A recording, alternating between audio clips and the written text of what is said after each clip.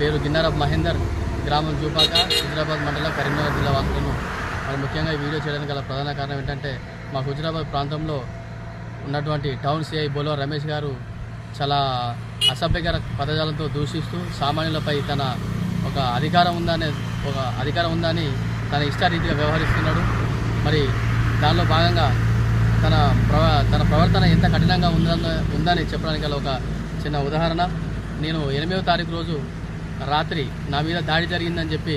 నేను 100కు డయల్ చేయడం జరిగింది. మరి అత్యవసర సేవలకు ఉన్నటువంటి 100 డయల్కు నేను ఫోన్ చేయగానే బ్లూ కోట్ వారు నేను పలానా వ్యక్తిని అని చెప్పగానే మా గ్రామం పేరు, నా పేరు చెప్పగానే నేను మా సార్ని అడిగి నేను మళ్ళీ చెప్తానని చెప్పి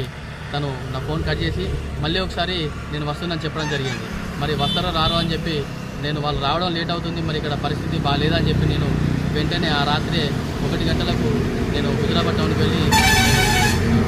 రాతపూర్వకంగా ఒక ఫిర్యాదు చేయడం జరిగింది. మరి అర్ధరాత్రి అవ్వడం వల్ల సిఐ గారు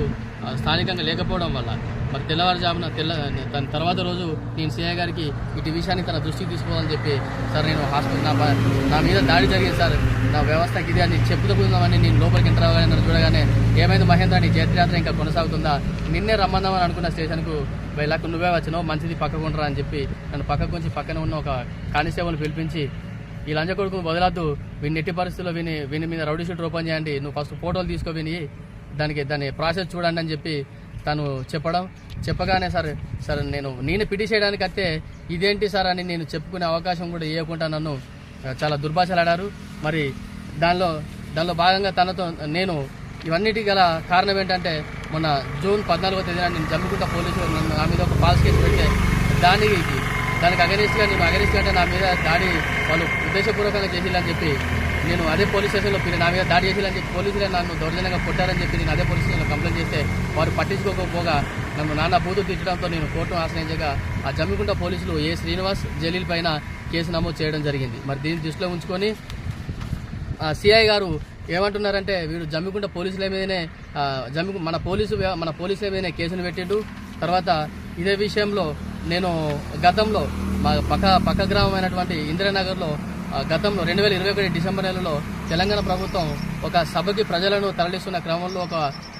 లారీ ఒక టాటా ఏసును గుద్దడంతో ఒక 4 వ్యక్తులు చనిపోవడం జరిగింది. దానిలో ఒక వ్యక్తి బంతలపల్లి రాజేశ్వరి అనే అమ్మ హాస్పిటల్లో 4 రోజుల పాటు ట్రీట్మెంట్ తీసుకొని పరిస్థితి విషమించిన తర్వాత తను చనిపోగా తనను కుటుంబ సభ్యులకు తెలియకుండానే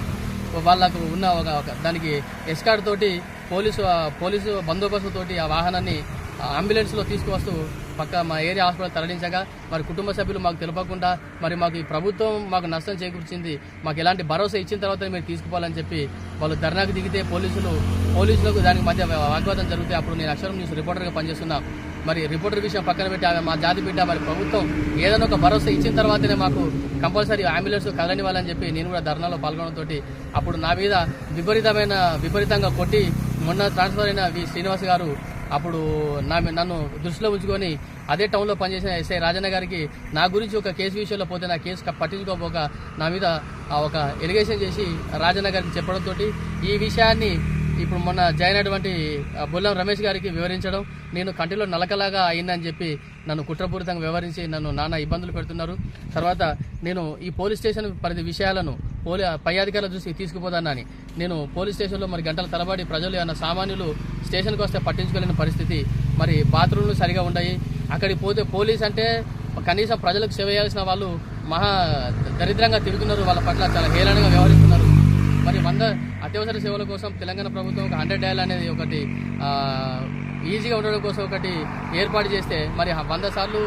100కు ఫోన్ చేస్తే 100 సార్లు సమాధానాలు చెప్పి తప్పించుకుంటారు తప్ప దానికి ఎలాంటి న్యాయం చేస్తలేరని చెప్పి నేను గౌరవ సిపి గారికి డిసెంబర్ నెలలో మరొకటి మొన్న జూన్ 3వ తేదీన కూడా నేను సిపి గారికి వివరించగా వీటన్నిటి దృష్టిలో పెట్టుకున్న సిఐ గారు వీడు స్టేషన్ పరిధి విషయాలను పై అధికారుల దృష్టికి తీసుకుపోతాడు, తర్వాత పోలీసుల మీద కేసులు చేయిస్తాడు. మరి అలాగే ఒక విషయంలో నేను మొన్న ఎస్ఐకి కూడా క్వాలిఫై అయినా ఈ విషయాన్ని తెలిపినప్పటికీ ఇదే అదునుగా చూసుకొని నా పోలీసులో ఒక చిన్న ఎలిగేషన్ వస్తే నా ఫోన్ను సీజ్ చేయడం, నా మెయిల్ను బ్లాక్ చేయడం జరిగింది. నేను ఎస్ఐ కూడా క్వాలిఫై అయ్యింది. దాంతో నేను మొన్న సర్టిఫికేట్ వెరిఫికేషన్ పోకుండా నా మీద కేసు పెట్టి తను ఆపడం జరిగింది. మరి ఇవన్నిటి జరుగుతున్నప్పటికీ ఇప్పుడు నాకు దళిత బంధు వాహనంలో ఈ దళిత బంధు వాహనం నాకు ఒకటి తెలంగాణ ప్రభుత్వం ఇచ్చింది. మరి నన్ను మానసికంగా ఒక పక్క గురి చేస్తూ ఉంటే మరి ఆర్థికంగా దెబ్బతీయాలని చెప్పి ఇది మా అన్నయ్య గారికి హాస్పిటల్ మా అన్నయ్య గారికి హెల్త్ బాగాలేదని చెప్పి డాక్టర్ నాగలింగం హాస్పిటల్ దగ్గర తనను నా వెహికల్లో దించి తిప్పుతున్న క్రమంలో దీన్ని చలనకు పంపించడం జరిగింది. 130 రూపాయల చలాన్ ఇప్పుడు పెట్టింది 200 చూపిస్తూ ఉంది. మరి అలాగే 2 చేసినారు సార్. మేము మా వెహికల్ కనబడగానే ఇంత కఠినంగా ఎందుకు వ్యవహరిస్తున్నారు? మరి 100-500 కోసం పనిచేస్తున్న ఒక డ్రైవర్ని ఇంత కుట్రపూరితంగా చేయడమేటని స్టేషన్లోకి వెళ్తే నువ్వు లంజోడుగా నువ్వు పోలీసుల మీద ఎలిగేషన్ చేస్తావు, నీకు పోలీసులు అంటే ఏందో చూపిస్తావని చెప్పి చాలా నానా బూతులు తిట్టడం. మరి నిన్నటికి నిన్న 9వ తారీఖు రోజు నేను ఈ విషయాన్ని సిఐ గారి దృష్టికి తీసుకుపోదని పెడితే నన్ను పక్క రూమ్లో తీసుకెళ్లి నా యొక్క 3 వైపులా 3 ఫోటోలు తీసుకొని ఈ లంజగుడుకును వదలొద్దు, వీడిని బనీని కూడా సీజ్ చేయాలి, దాన్ని గంజాయి చూడండి అని చెప్పి పక్క వారికి చెప్పడం జరిగింది. మరి ఇంత కఠినంగా ఇంత కుట్రపూరితంగా కక్షపూరితంగా ప్రజలకు సేవ చేయాల్సింది పోయి సామాన్యులపై తన ఆకృత్యాలను తన అధికారం ఉందనే ఒక దురహంకారంతో మా హుజురాబాద్ పట్టణ సిఐ కొలో రమేష్ గారు వ్యవహరిస్తున్నారు. మరి మొన్న మా పక్క గ్రామం చెల్పూరు సర్పంచ్నే అంటే అధికార పార్టీకి సపోర్ట్ చేయకుండా సరే ఊరి సందర్భంలో ఏదో ఒక విషయం వస్తే తనను కూడా ఒక సర్పంచ్కి కూడా మర్యాద ఇవ్వకుండా విపరీతంగా ఒక 20-25 రోజులు ఆయన జైల్లో ఉంచడం, ఆయన కొట్టడం జరిగింది. మరి వాళ్ళకి అట్లా జరగడం ప్రభుత్వాన్ని నేను అనేక విషయాల మీద అంటే ప్రభుత్వం చేస్తున్నటువంటి వాటి మీద కూడా కొన్ని ప్రభుత్వ ఆఫీసుల్లో నేను వారికి సంబంధించిన విషయాలు కొన్ని చెప్పడం వల్ల వీటి ప్రభుత్వానికి ఇటు పోలీసులకు అగెనిస్ట్గా తయారని చెప్పి కుట్రపూరితంగా నా మీద దీన్ని ఎలాగైనా కేసులు ఇరికించాలని చెప్పి నేను ఎక్కడ కనబడినా నన్ను వెంబడించే విధంగా పోలీసులు నన్ను వెంబడిస్తున్నారు. దయచేసి మా సిఐ